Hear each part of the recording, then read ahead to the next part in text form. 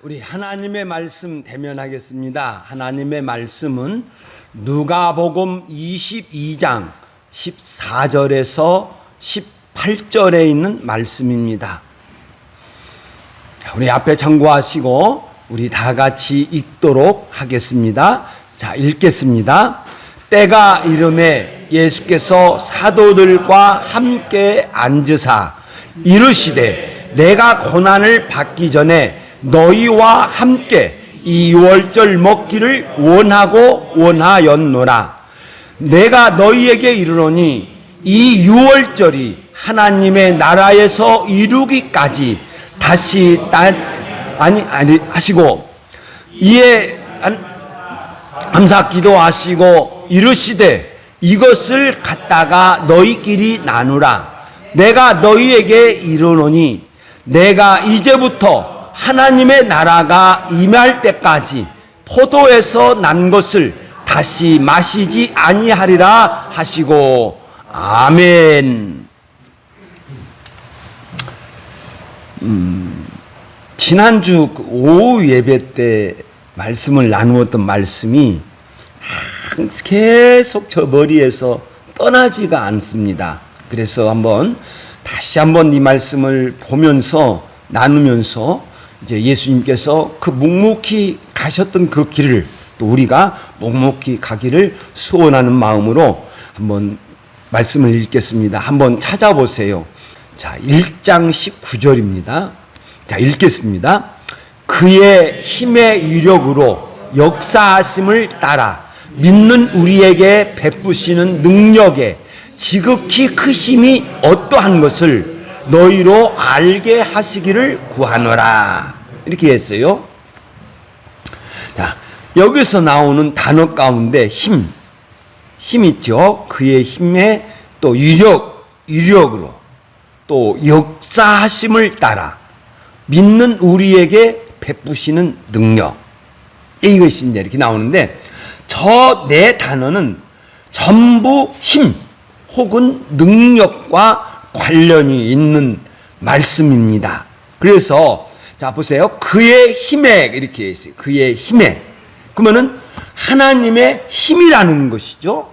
하나님의 힘. 그러니까 저 힘이라고 하는 단어는 뭐냐고 하면 그 모든 생명체가 다 가지고 있는 고유한 힘이에요.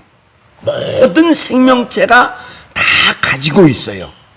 그러니까 모든 생명체가 가지고 있는 그 자기가 가지고 있는 힘으로 자신을 지키기도 하고 그리고 자신의 생명을 유지하게 하기도 하지요. 그리고 이 자신이 가지고 있는 이 힘을 가지고 다른 것을 이기지 못하면 죽기도 하지요. 이 힘이에요. 그러니까 모든 생명체가 다 가지고 있는 힘. 그러니까 우리 하나님도 똑같이 가지고 있다는 거지요. 그러니까 우리는 하나님을 가지고 있는데 그것을 전능하신 하나님, 전지하신 하나님. 그 힘이 능력에 차이가 있는 거죠. 그런데 자, 여기 잘 들어요. 여기서 우리가 꼭 알아야 할 것이 있어요. 그것은 뭐냐고 하면 성도에게는 힘이 없다.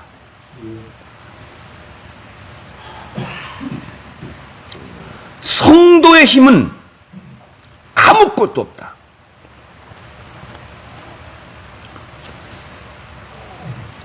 성도는 잘 들어요.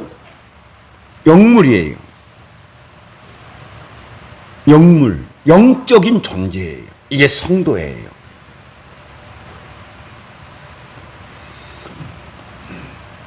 성도는 하나님이 새롭게 창조하신 피조물이에요. 육신의 피조물이 아니에요. 고린도전서 5장 17절이죠. 성도는 하나님이 새롭게 창조한 영물이에요. 영물. 그러므로 성도의 힘은 하나님이 주셔야만 가능합니다. 누가 봉사하려면 하나님이 공급하시는 힘으로 하는 것 같이 하라. 이렇게 베드로전서 2장 4장 11절이죠. 내가 움직이려고 하면 이건 하나님이 나에게 힘을 주셔서 움직이는구나, 이렇게 여기라는 겁니다. 그래서 성도의 이것을 은사라고 했죠. 성도의 은사, 힘은 하나님 앞에서 하나님께서 공급하여 주시는 힘으로 움직여요. 그러니까 성도는 스스로 움직일 수 없다. 예수님의 힘이 공급하여 주실 때만 가능하다. 그러므로 성도는 스스로 자기 신앙을 지킬 수 없습니다. 힘이 없기 때문에. 뿐만 아니라 강한 신앙도 가질 수 없습니다. 그래서 바울 사도는 에베소서 6장 10절에서 이렇게 증언합니다. 읽겠습니다. 시작. 정말로 너희가 주 안에서와 그의 힘의 능력으로 강건하여지고, 성도의 건강, 성도의 강함은 먼저는 주 안에 있어야 된다. 주 안에 있어야 성도가 된다. 그 다음에 주 안에 있는 그 성도에게 그의 힘에, 예수께서 가지고 계시는 고유한 힘이 있어요. 하나님께서 주시는 능력이 있어요. 그 능력으로 우리가 능력을 받아야만 건강해서 자기 신앙을 지킬 수 있고, 건강해서 하나님 앞에 영광 돌려드리는 믿음으로 살아갈 수 있다 하는 것입니다. 그래서 이 힘에 대해서는 여기서 이렇게 말씀하시고, 그리고 그의 힘의 위력으로 그랬어요. 위력으로. 이 위력은 정확하게 번역하고 있습니다. 위력. 이 위력은 뭐냐면 지배하는 능력입니다. 지배하는 능력. 그러니까 내 힘이 있습니다. 내 힘이 있는데 이 힘으로 다른 것을 지배하는 거예요. 다른 것을. 내가 가지고 있는 이 힘으로 질병을 다스리고, 내가 가지고 있는 이 힘으로 환경을 다스리고, 이런 어떤 다른 것을 지배하는, 다른 것을 누르는 힘이에요. 자, 보세요. 이 사도행전 19장에 보면 바울 사도가 전도 여행을 다닐 때에 에베소에 이르렀습니다. 에베소에 이르렀을 때 에베소 회당에서 복음을 전하는데 어떤 사람이 사도 바울 앞에서 정면으로 비방하는 거예요. 그리고 바로 이어서 뭘 표현하고 있냐고 하면, 바울 사도가 회당이 아닌 두란노 서원에서 복음을 전합니다. 이렇게 이제 증언을 하고, 그 다음에 성경이 증언할 때 뭐라고 증언하냐고 하면, 어떤 사람들이 바울 사도의 앞치마나 바울 사도의 손수건을 가지고 그것을 병든 자에게 덮거나, 그것을 악귀 들린 자에게 덮거나, 그리고 주 예수의 이름을 외칠 때에 병이 고쳐지고 악귀가 나가더라, 이렇게 증언을 해요. 그리고 누구의 권면도 없었습니다. 누구의 권면도 없었는데 마술사들이 스스로 자기들이 가지고 있는 책을 다 모아서 불태워요. 불을 태워요. 바울 사도가 권면한 것도 아니고 누가 권면한 것도 아닌데 자기들끼리 모여서 그렇게 다 불태워버려요. 그리고 성경은 이 일을 말씀할 때 뭐라고 표현을 했냐고 하면, 주의 말씀 읽겠습니다. 시작. 주의 말씀이 힘이 있어 흥왕하여 세력을 얻으니라. 이렇게 증언해요. 주의 말씀이 힘이 있어. 그러니까 주의 말씀에는, 성경 말씀에는 하나님이 가지고 계시는 그 말씀이 가지고 있는 고유한 힘이 있어요. 그러니까 하나님의 말씀은 어떤 의사 전달을 위한 언어가 아니고, 또 어떤 것을 표현하기 위한 언어가 아니라 하나님 말씀 자체에는 힘이 있는 줄로 믿습니다. 하나님 말씀 자체에 살아있는, 그래서 살아있는 하나님의 말씀이에요. 히브리서 4장 11절. 살아있는 하나님의 말씀은 검이 날쌔어서 관절을 재고 닫고 재. 그래서 변화시켜요. 그래서 주의 말씀이 힘이 있어 흥왕, 이것은 자라게 하다는 거예요. 신앙을 가지게 하다는 거예요. 그러니까 성장하게 하는. 그러니까 이 하나님의 말씀이 마술사에게 들어가고 어떤 사람에게 들어가고 그렇게 해서 성도로 자라겠다는 겁니다. 그러니까 위력이라고 하는 것은 하나님 말씀 힘이, 말씀이 사람을 붙잡죠. 사람을 지배해버리죠. 그래서 변하게 만들죠. 그와 같이 이 위력이라고 하는 것은 어떤 것을 자기의 힘으로 어떤 것을 지배하여 다스리는 것. 근데 그것이 위력이다. 이렇게 말씀하고 있습니다. 그래서 그의 힘의 위력으로, 하나님의 힘에 이제 이미 어떤 것을 지배하여요. 지배해서 뭐라고 하느냐? 역사하심을 따라. 예배서 1장 19절이죠. 이제 역사하심을 따라. 그러니까 하나님께서 가지고 계시는 힘이 있다. 그리고 이 능력은 다른 무엇을 지배한다. 그리고 이 힘을 가지신 하나님께서 움직이셔. 역사라고 하는 것은 움직이다, 활동하다. 그래서 역사하심은 활동, 곧 움직여서 어떤 결과를 만들어내는 것, 이것이 역사예요. 제가 지난주 오후 예배 때 조물딱 손으로 하나님이 조물딱 해서 뭔가를 만들어내시는 거예요. 뭔가를 만들어내셨어요. 잘 보세요. 자, 그의 힘의 위력으로 역사하심을 따라 믿는 우리에게 베푸신 능력에, 이렇게 있습니다. 여기서의 저 능력, 우리에게 베푸신 능력은 아까 하나님께서 위력으로 지배해서 역사에 움직여서 만들어서 우리들에게 주신 것, 이게 되고 은사예요. 그러니까 하나님께서 만드셔서 믿는 우리에게 주셨다. 하나님께서 나에게 주신 그 은혜이죠.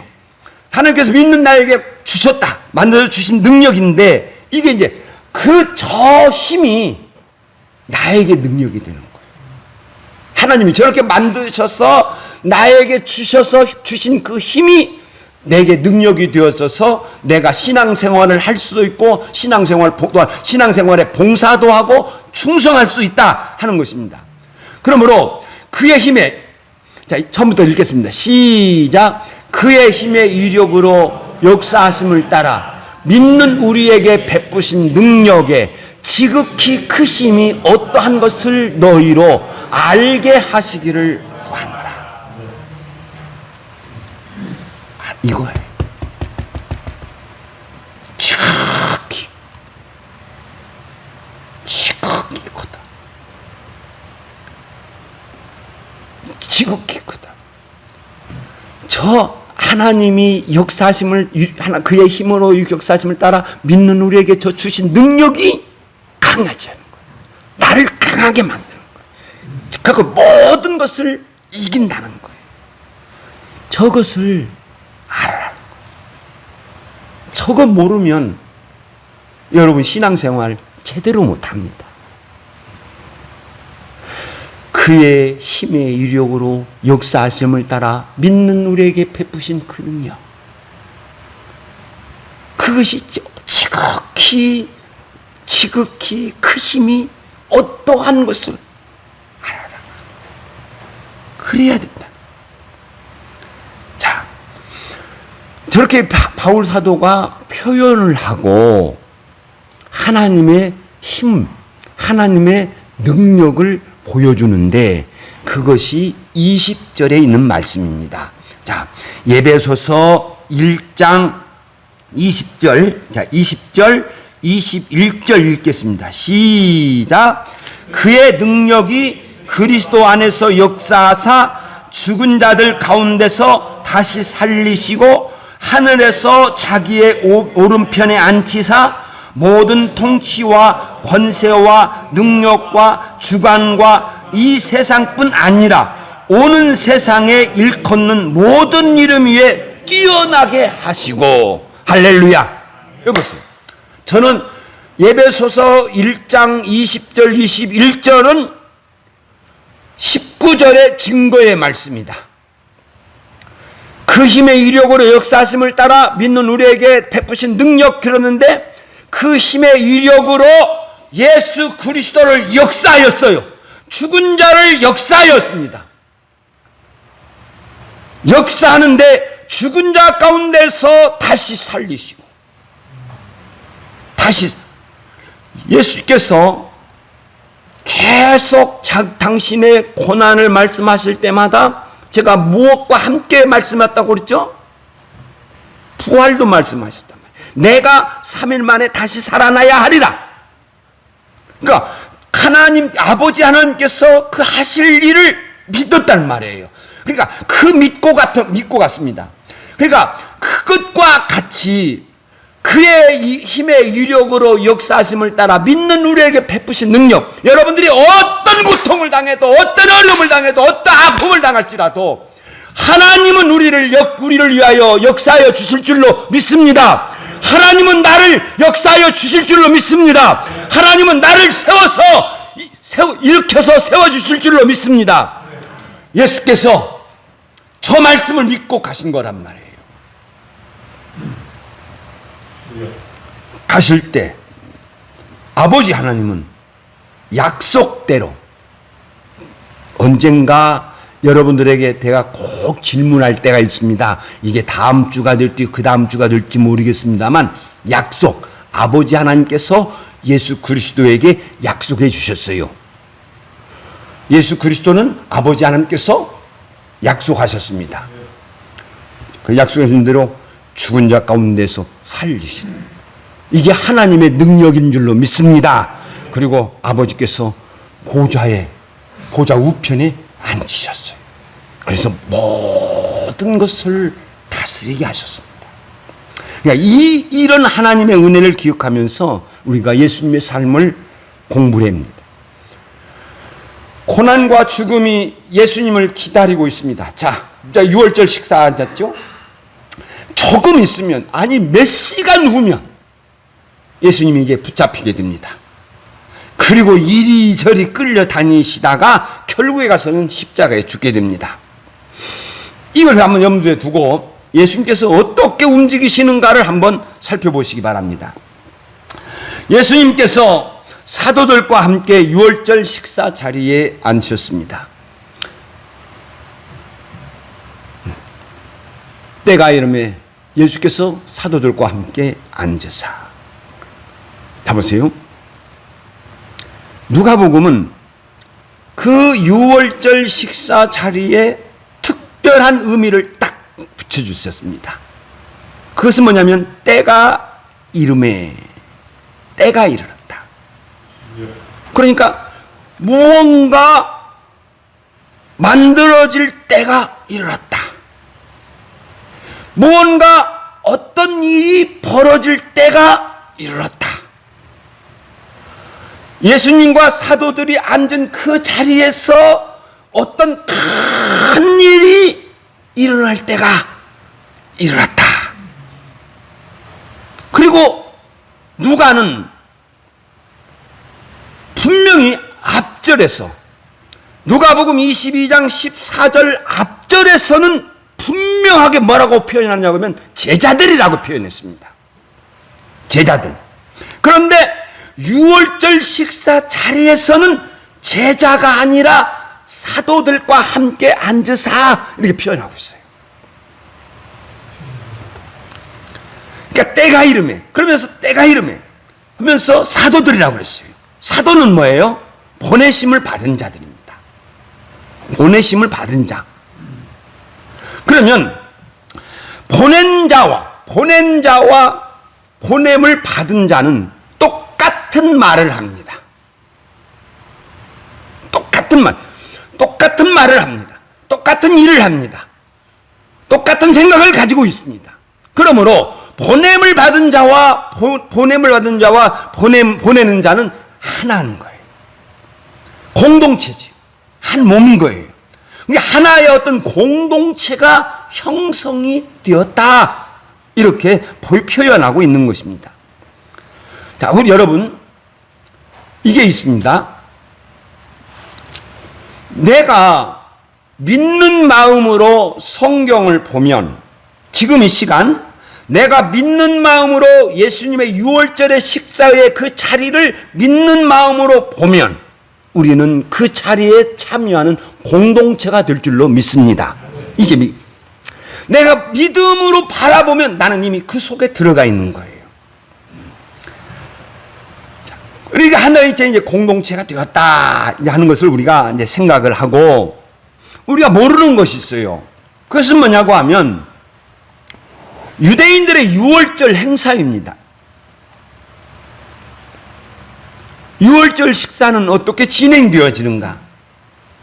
이걸 몰라요. 그리고 우리는 마태복음이나 마가복음 다른 곳에서 그 유월절 예수님의 식사 자리, 그리고 유월절에서의 언약, 그거 되는데, 누가복음을 보면 달라요. 포도주 잔이 몇 번 왔다 갔다 합니다. 어떻게 되니? 그러면 유월절 식사는 어떻게 되느냐? 예수님 당시 유대인들은 유월절이 되면 그 집안에 있는 모든 가족과 식솔들, 만약 예를 들어서 종이 있다든지 또 친구가 왔다든지 하면 모든 식솔들이 다 한 곳에 모입니다. 한 곳에 모여서 유월절 식사를 하는데, 먼저 가장이 감사 기도를 드립니다. 그리고 포도주를 마십니다. 이게 첫 번째 포도잔이에요. 그리고 그 다음에 이제 쓴나물을 먹습니다. 모든 사람들이 쓴나물을 다 먹어요. 저 쓴나물은 조상들이 애굽에서 종살이를 했다고 하는 그 고통을 표시하고 있죠. 그리고 이제 그들이 그리고 유월절을 설명을 합니다.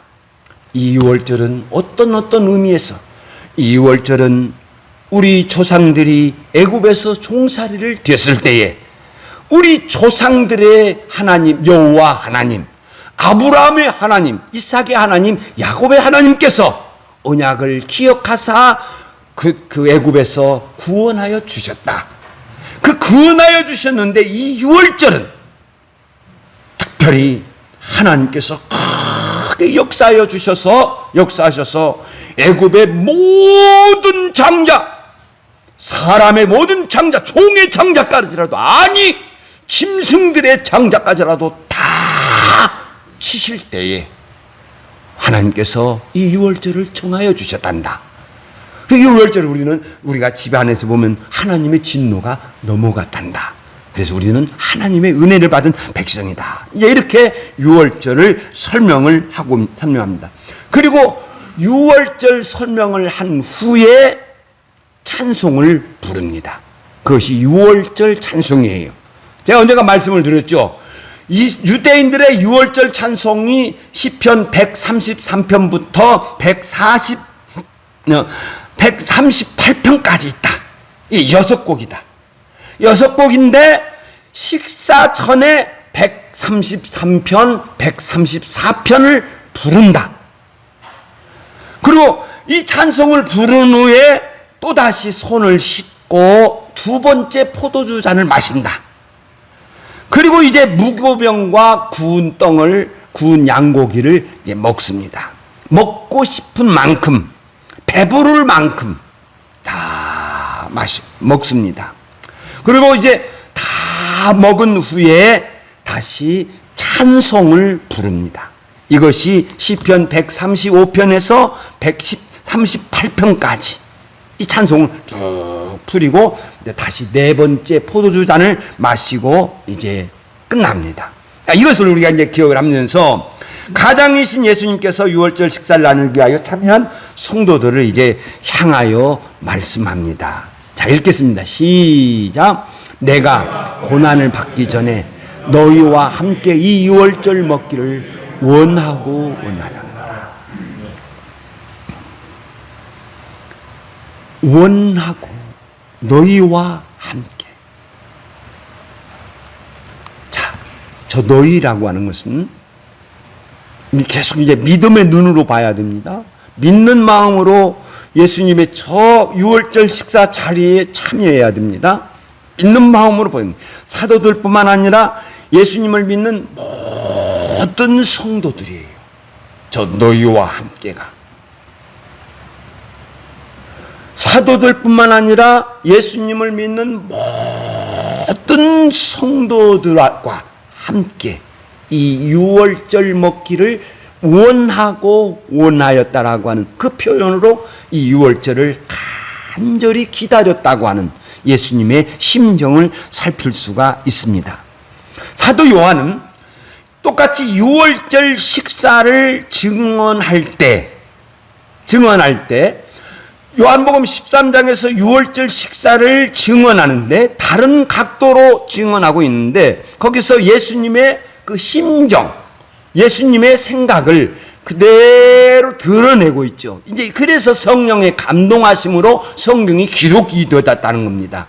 요한복음 14장 1절에 있는 말씀에 보면 읽겠습니다. 시작. 유월절 전에 예수께서 자기가 세상을 떠나 아버지에게로 돌아가실 때가 이른 줄 아시고 세상에 있는 자기 사람들을 사랑하시되 끝까지 사랑하시니라. 아멘. 아까 말씀드렸죠. 너희와 함께라고 하는 그 단어는 사도들뿐만 아니라 세상에 있는 모든 예수님의 사람, 믿는 사람들이다. 그러니까 세상에 있는 자기 사람들이에요. 그 사람들을, 자기 사람들은 내가 그 속에 포함될 줄로 믿습니다. 내가 그 속에 포함되는 거예요. 자기 사람들 속에. 그래서 사랑하시되 끝까지 이제 사랑하셨다. 예수님은 이 유월절 식사가 어떤 것인가를 알았기 때문에 그래요.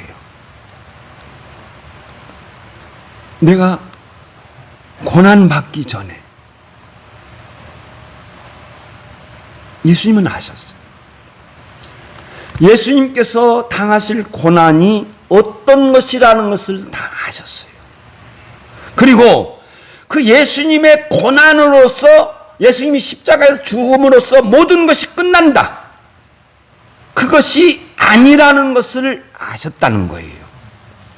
예수님이 받으신 고난에는 놀라운 하나님의 은혜가 담겨져 있는 줄로 믿습니다. 놀라운 하나님의 은혜가 담겨져 있는 거예요. 예수님은 이것을 아시고 말씀하신 거예요. 이 모든 것을 아신 예수님은 고난을 받기 전에 유월절 너희들과 함께 유월절을 함께하기를 원하고 원하였노라 이렇게 말씀하시고 또 이렇게 말씀하셨죠. 자, 읽겠습니다. 파랑을 읽겠습니다. 시작. 내가 너희에게 이르노니 이 유월절이 하나님의 나라에서 이루기까지 다시 먹지 아니하리라. 정말 잘 봐야 돼요. 이 유월절이 하나님의 나라에서 이루기까지 미래죠.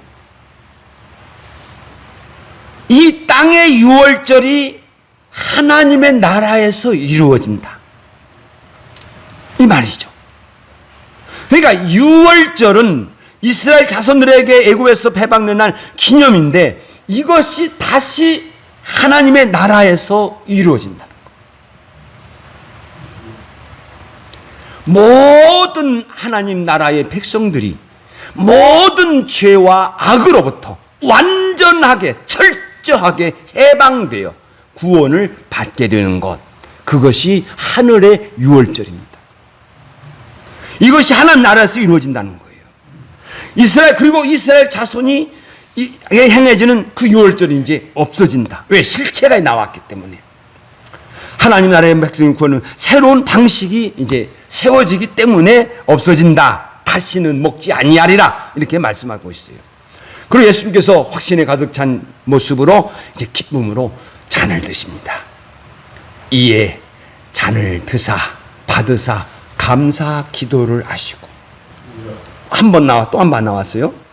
마가복음이나 마태복음은 한 번 나와요. 그런데 누가복음에서는 2번 나와요. 그러니까 저 잔을 받으시고는 그 유대인들이 감사 기도를 하고, 감사 기도했죠. 감사 기도를 하고 먼저 이제 잔을 이렇게 마시는 가장이 그 표현과 똑같습니다. 첫 번째 포도주 잔이죠. 그리고 이제 제자들에게 나누시죠. 이것을 갖다가 너희끼리 나누라. 그리고 말씀하시길 다시 말씀하십니다. 자, 읽겠습니다. 시작. 내가 너희에게 이르노니 내가 이제부터 하나님의 나라가 임할 때까지 포도에서 난 것을 다시 마시지 아니하리라 하시고. 자, 예수님께서 2번 말씀하셨죠. 말씀했는데 그 중심에는 하나님의 나라가 있습니다. 하나님의 나라. 유월절이 하나님의 나라에서 이루어질 때까지, 또 하나님의 나라가 임할 때까지, 그건 똑같은 말이에요. 똑같은 말씀이에요.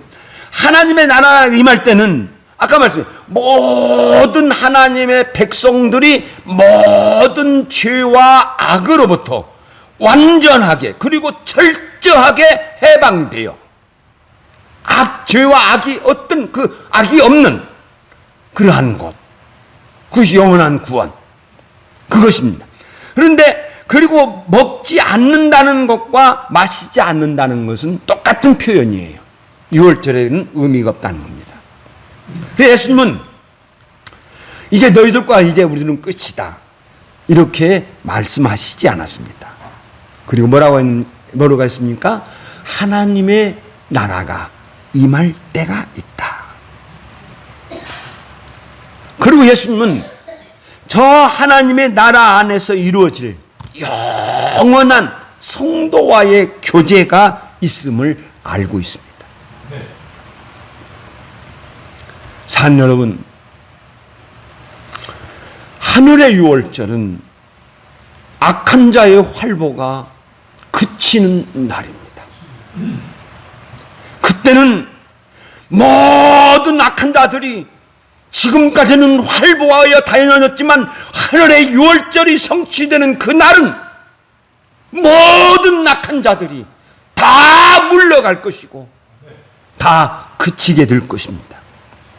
그리고 하늘의 유월절은 곤고한 자들이 평안을 얻는, 하나님의 성도들이 영원히 평안함 속으로 들어가는 그 날이 될 것입니다. 저는 이렇게 표현합니다. 그날은 마침내 틀림없이 분명하게 확실하게 완전히 그날은 이루어질 것이다.